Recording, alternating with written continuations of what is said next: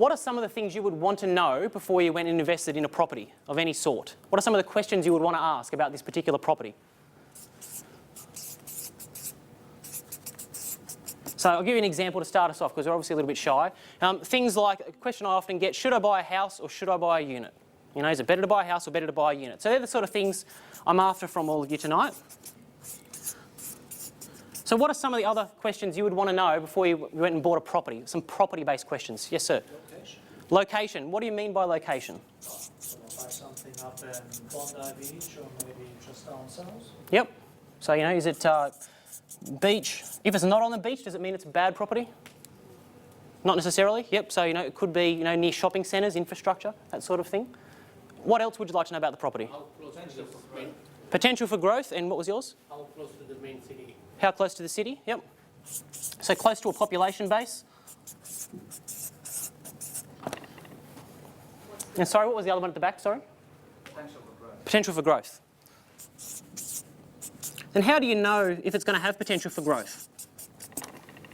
So it's fine for me to come and say, oh, this suburb has a great potential for growth, but what really drives growth, in your opinions?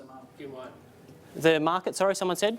Demand? Supply and demand. Supply and demand. What else? What drives supply and demand then? Population. Population? Yep. What drives population increases? Infrastructure. Infrastructure, building, workforce, those sorts of things. So when you think about location, you think about those things, I want you to really dig a bit deeper and say, okay, well, you know, infrastructure is fine, but what do we mean by that? Okay, well, you know, is there new building happening in the area? Are there new freeways, shopping centres, that sort of thing? But that's great, guys. We've done that perfectly. The next one we're going to do is finance. So if you're going to buy a property, of course, you're going to have to finance it, or most of you will have to finance it. What are some of the important finance questions you want an answer to? Interest rates. So what are interest rates doing? Are they going up? Are they going down? I think we all know they're probably going to go up this year. Interest rates, that's a good one. What else? Yep. Yep, so that's in the finance, so, you know, allowing for costs.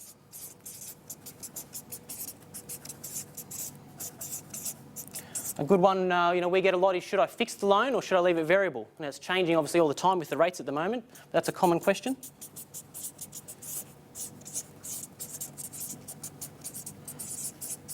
Fixed versus variable. Yep. Anything else? Yeah. How much of the property I should finance if I have some cash available? Yep. So how much deposit should you put in? And should you use your cash or should you use the bank's money? How much cash / deposit? Okay, that's fine. Let's move on to tax. I want to start on some of the tax questions you would want an answer to before you went and bought any particular property. Tax deductions. Tax deductions. Steve will cover a lot on deductions tonight. Yep. Land tax. Land tax.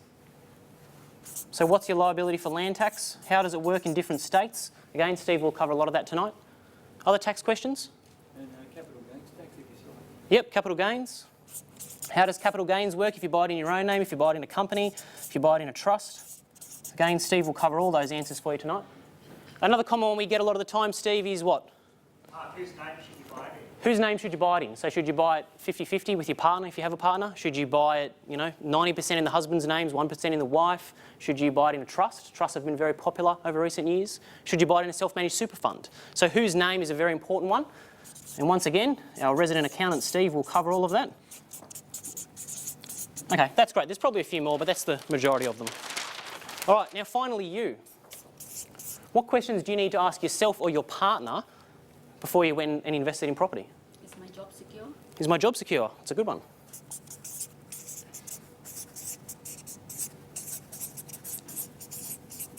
Yep. Can I afford it? Can I afford it? Very important.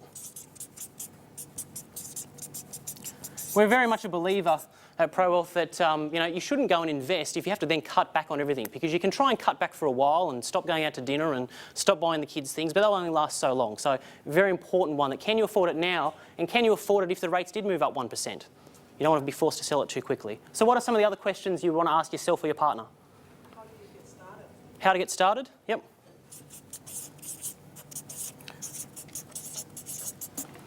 Another common one we get, that we see a lot of the time in our partner situation, a couple of common ones. One is, let's say the wife is really into shares, loves shares, but the husband's into property. So what do? Do you buy a bit of both? Does one party overrule the other? Does anyone happen in anyone else's household here? One person really into shares? No, you're all property people? That's good. All right, sometimes we find that one party's on the accelerator, wants to go, go, go. Let's buy a property, let's buy again, where the other person's a bit more cautious. Is that like anyone in the room? Yep, a few people? Excellent. So it's important you identify those quite early. And what we find there is that you always need a good mix of all 4 of those. Because over time, if you just went and bought the property and let's say your accountant said to you, look, you're paying a lot of tax, you need to go buy a property. And you run out and buy a property, but you haven't financed it the right way to allow you to buy another one, it can sort of stop you in your tracks. So it's important you get a nice broad view of all of that.